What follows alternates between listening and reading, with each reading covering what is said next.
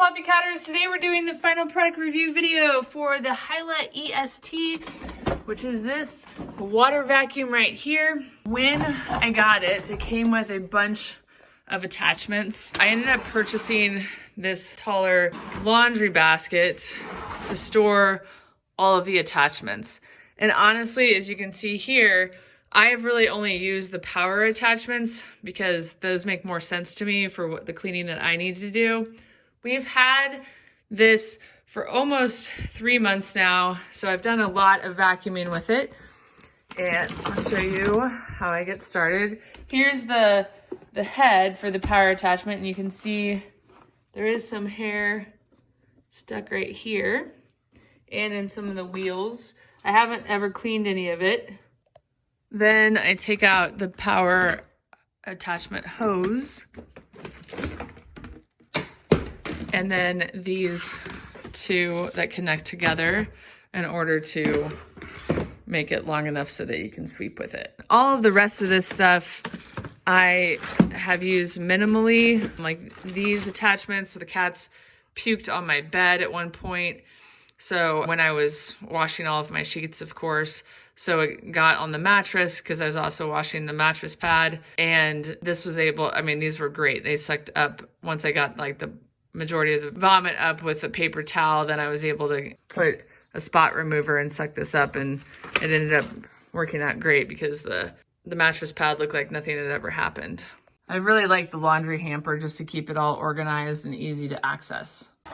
Step one is that you fill the water basin with tap water, which is really nice that you don't have to use distilled water or purified water or anything like that. And you're gonna fill it to that little line there, and then you reattach it to the base. Putting it back together is just as easy as taking it apart. There's this little suction part here that has a little knob there that it clicks into, so you know the alignment pretty easily, and you heard that it snapped in. Now, if I were to take it off, you can either use your foot or your finger to pull it off, and it obviously has that nice handle. The handle goes in front because you're gonna click that on to the main power source, which is this, and you just click it up so that it's ready. Then this little piece comes out, and that's where you're gonna connect the hose like that.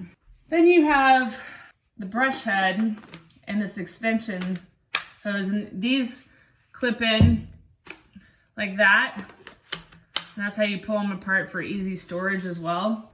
And then this clips in again here.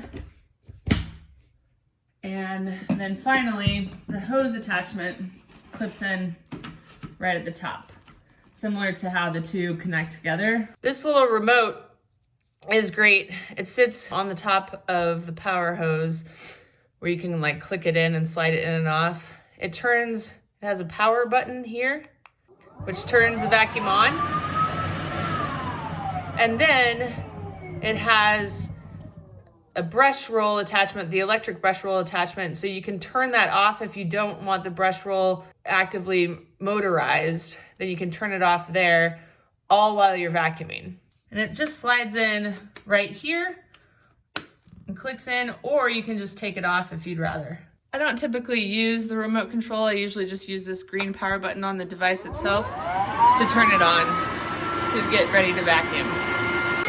Once you're ready to vacuum, to release this, you just press on that little clip right there, and then as you can see, it lights up, which means that the electronic brush roll motor is working on the Hyla head. This is one of the things that I learned about the Hyla that I really like. Because it twists and turns like this, you can easily go underneath a bed.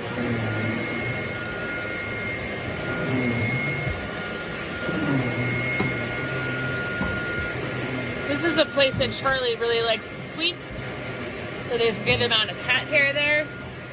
And that way I don't have to pull the bed out to access all of it. I can just continue to use the vacuum full force and get to the spots I want to get to.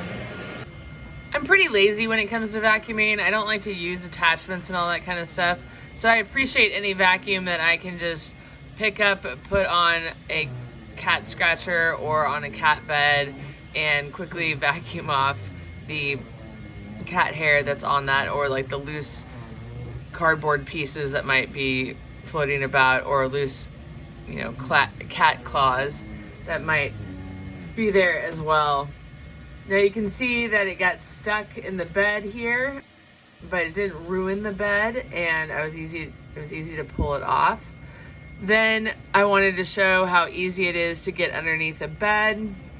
And you can see that there's quite a bit of cat hair under the bed that it was able to get. Then it quickly picks up litter from a litter mat. It did get stuck on that litter mat, but that's kind of a user error problem. It shouldn't be used on the litter mat like that. So the fact that it only messed it up a little bit was fine. It kind of got stuck like it did in the cat bed. Once you're done vacuuming, you want to unplug it before you pull it apart. And much like you put it together, you're gonna pull out the hose and then push down this bar, lift off the top, and you'll see that there's a plethora of cat hair. So the problem with that is I don't want that going down my drain and clogging everything. So this is kind of gross, but I go in and scoop it out. But before I do that, I release it from here. And don't watch this part if you think it will gross you out, but it'll also show you how much cat hair it picks up. And I actually squeeze it. So that's a good amount of cat hair. And then I just throw it in our litter locker. There's sometimes a little bit more. And then you just dump it in the toilet.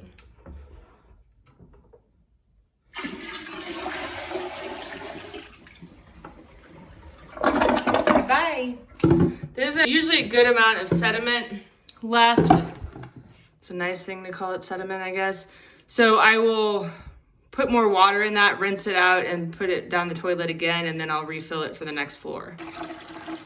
So I put about that amount of water in it, just to get rid of that extra dirt, so we're not bringing it to our next floor. And then it's more or less clean enough. When I'm totally done vacuuming, I will wipe it down and clean it off. But for now, I'm just gonna get the stuff on the top here. For now, it's fine because I'm gonna continue vacuuming the first floor. One of the huge disadvantages of these water vacuums is, you know, the taking apart, putting together, all of that process, but also hauling it to different stairs. I take off the hose, the head, and everything separate from the canister, and then I bring the canister down, and then I bring the hose down. So it's just an extra step there that I don't have with like my Auric, for example. One of the downsides too is that you can't really vacuum the stairs that well with a power attachment. You can probably vacuum them with the other attachments, but given that the canister has to lay on or sit on a level surface, then that hose is only so long to get to your stairs. So I guess you could tackle them from the top down and then the bottom up. But I actually just use my Dyson stick vacuum to get our stairs. All right, guys, floor number 2 is done, dirty. Floor number 2 is my main floor, and this is like where all my cardboard cat scratchers are. So this is dirtier water because it's more traffic, but also it seems browner, and I think it's because of all the cardboard pieces that are in it. Last floor, this is in my basement. There's only one room down here, so a lot less dirt down here. Although there is a fair amount of cat litter because that's where our cat litter boxes are. Both of my cats do not like vacuums. However, Charlie tends to hide behind the furnace and won't come out until, 15, 20 minutes after the vacuum completely stops. But with a Hyla, I came down to vacuum and he was dead asleep underneath here. I mean, literally, I got concerned. I would yelled his name because he wasn't waking up when I said it nicely. And I freaked out for a second because I was so surprised that he was asleep underneath the stairs with a vacuum running upstairs on the first floor. So after I dump this, then I fill it back up with water one more time, and then I run it as an air purifier on the first floor. And I also will wipe off like some of that's litter, some of that's just gross stuff. Something else I learned the hard way, not wanting to waste water. I didn't flush, like this is from the second dump of debris, and I didn't flush it one time, and that dirt stuck on the toilet, and so I had to end up cleaning the toilet. So there's still some stuck right there. So there is a fair amount of water used. Somebody did tell me that they like to just dump it in their garden. So if you don't want to, like, you know, scoop that hair out like I did, you could just go dump it outside because it is just dirt. I wanted to show you guys what happens 24 hours after you vacuum. So I am on my first floor and I vacuumed yesterday, and this is how dirty the water is today.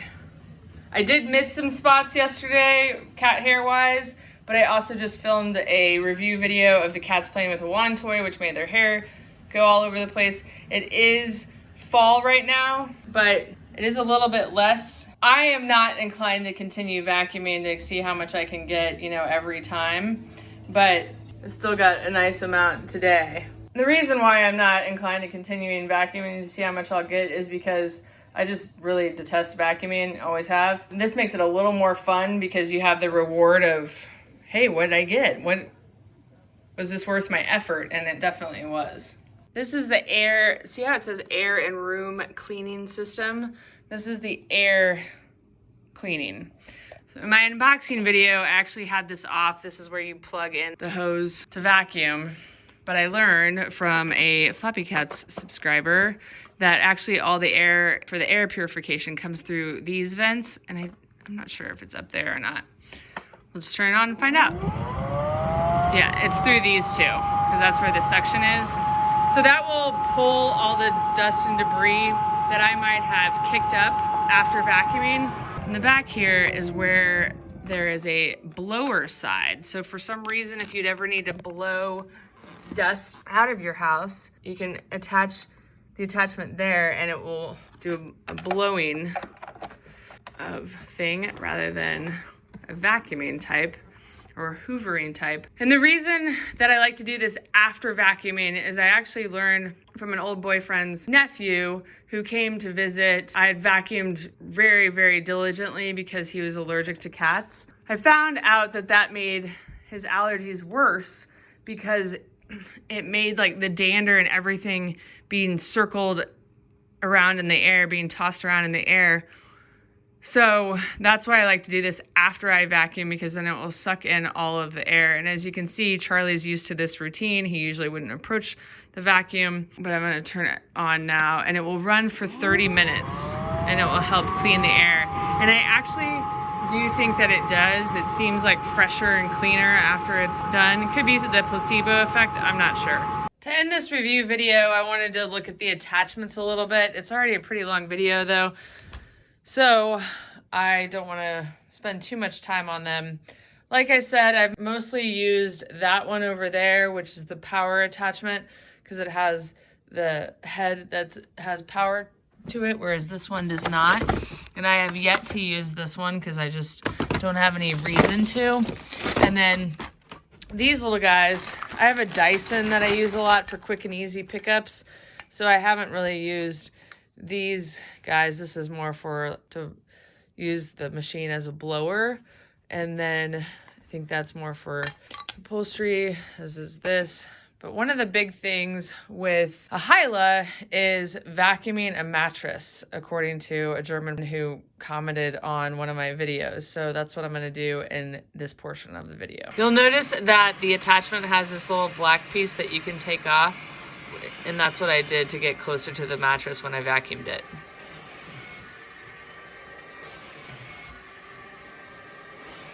I just finished vacuuming. I brought it into, brought it into my bathroom because it has a white floor, so I wanted you guys to really get a feel for, oh man, that is disgusting.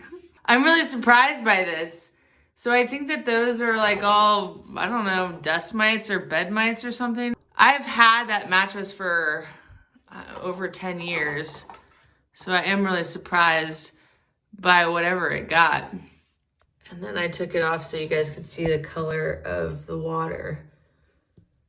So my mattress looks pretty darn clean. Right? The appearance of it didn't change, but it apparently picked up a bunch of stuff. And I don't know if the attachment that I used was the right one for mattresses, but looks like it worked how it was supposed to. Man, I'm gonna have to do that more often. I never thought that that was really an issue. Interesting. For the attachment, I just used the regular hose, the non-electrical one, if you will.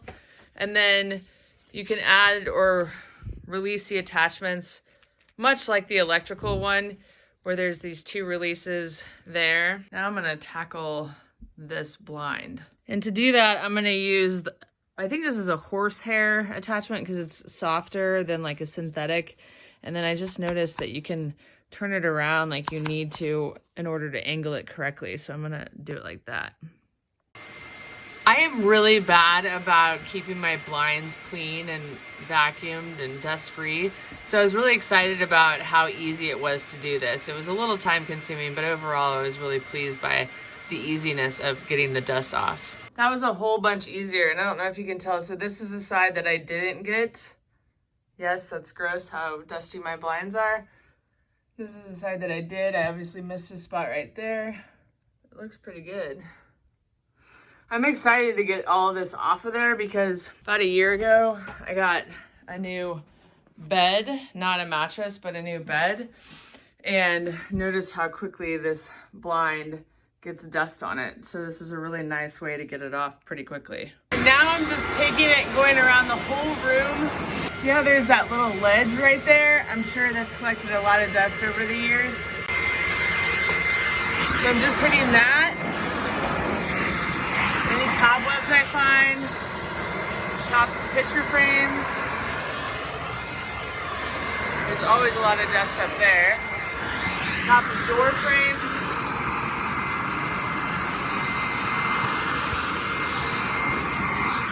Back to the molding. And here is the dirt from doing that blind, the molding, the door frames, any window pictures in my room, plus the mattress. So that's quite a bit. I don't know what the foam is about. I don't know if I really want to know. But if you're watching this video and you know why there's foam after vacuuming dust, let me know. All right, that wraps up our final product review video of the Hyla EST water vacuum. I would be curious if you have a water vacuum, what you like to use it for. I'm really, really pleased with this purchase because I think it's gonna help my cat Charlie a lot. It's pretty rewarding too to see like the dirt and grime that you vacuum up, and it encourages you to keep going. Like now I wanna hit up all of my blinds. And since it's winter and I'm bored because it's freezing outside and there's snow on the ground, I probably will go ahead and do that to keep up with exercise and mobility in these winter months. And I'm also looking forward to having it on hand when I have to redo this bathroom that I'm filming in now, because there will be a lot of dust and debris when that transpires. Thank you so much for watching. If you have any questions, please don't hesitate to ask. I'll include a link to where you can buy a Hyla in the About section below, or where you can find a distributor near you. And please share in the comments what your favorite vacuum is. Thanks for watching, and we'll see you next time.